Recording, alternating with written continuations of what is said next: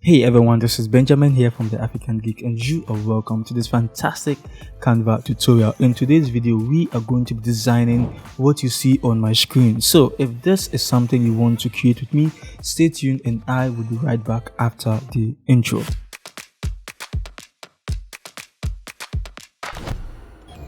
Alright, so here we are in Canva, but before we even get started, this is what I want us to imagine. Let's say you were approached by a business person on Instagram or on any other platform, and he or she just said, hey, can you create a poster for me so that I can promote my event or my virtual event on Instagram? Let's say that's what the person needs, and in this case, how are you going to design something like that? So this is what this tutorial is aimed at, to help you create something professional that can be used to promote any event. Okay, so the first thing we are going to do is to click on create a design, and we are going to use the Instagram dimension. Okay, so Instagram, you can just search for Instagram over here, and we have Instagram post, which is 1080 by 1080. So you just have to click on it and you should get something like this, okay, in a new tab. Now another thing I want to say is any special element I'm going to use can be found. There's a link in the description that would just take you where you can get them from. And if you're on the pro version of Canva, with some images like this, you can just search for them and you get them.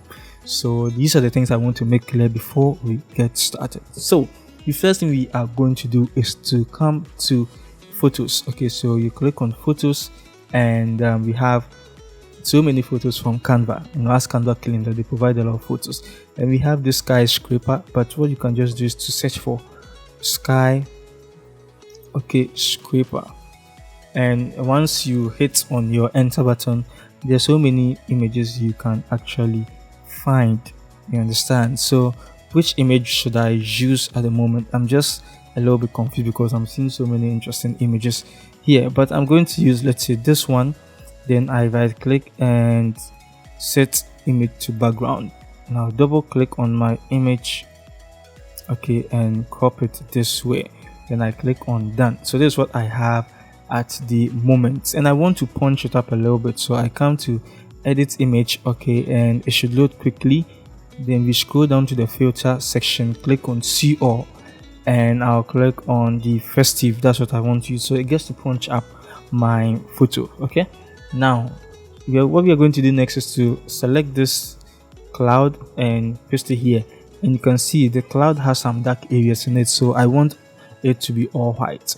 And to do that, we come to edit image again, then we scroll down to find dual tone. Okay, just make sure you are finding dual tone. If you don't have it connected, scroll all the way down, you'd find it and you connect it to Canva. It's very easy, just a number of clicks, I think 2 clicks.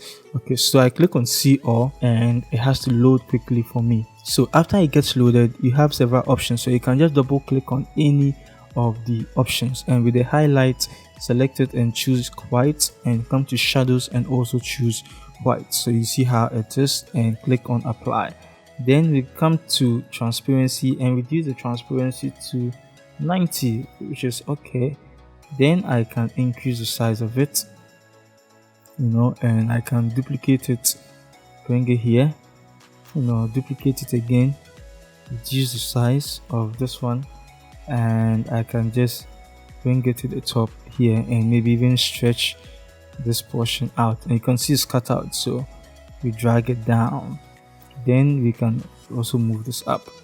Okay, so we have this here. Let me just move this here. Then I can duplicate and flip it horizontal or vertical, so that we have something like this, okay, which is cool. Then the next thing we are going to do is to press R on our keyboard for a square or a rectangle, and we are going to increase the size. Okay, so click on any corners of it and press, and just press and hold shift and alt, okay, so that you increase it evenly or so, something like that. Then we come to transparency, and we reduce the transparency to something like, let's say, 70. Okay, then we come to colors, because we would want to change the colors of it, and with the color, maybe I can choose this blue. Nah, it's too much, So I just punch it up a little bit. So the color I'm using is 3C7B CF, and it's more likely we are going to change the color. Okay, so just don't worry. And I'll reduce the transparency more. So this is what I have at the moment. I come here to pick my image and paste it here.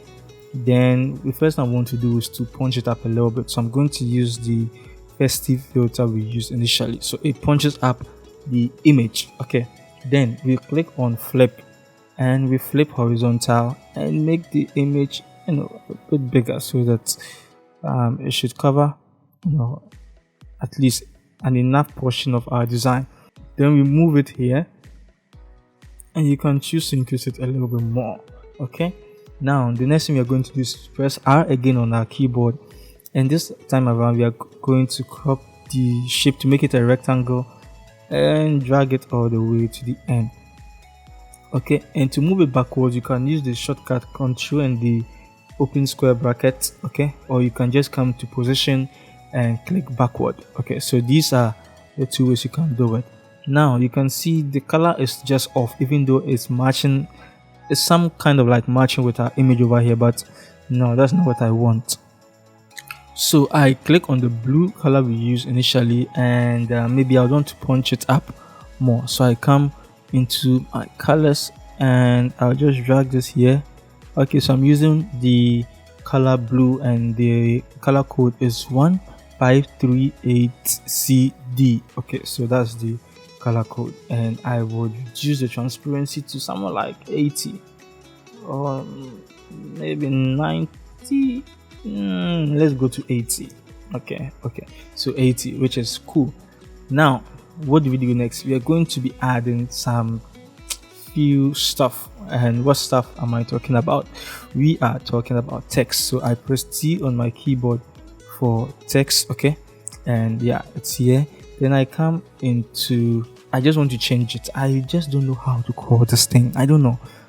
Anyway, let's just change that text. So I have some champion gothic font uploaded in Canva, but you can use, if you're not on the pro version of Canva, you can use Anton, you can use Biba Snui. Okay, these are similar fonts you can use. Okay, so I select all and I will just search for business. Okay, then now that we have that, okay, I just make it bigger.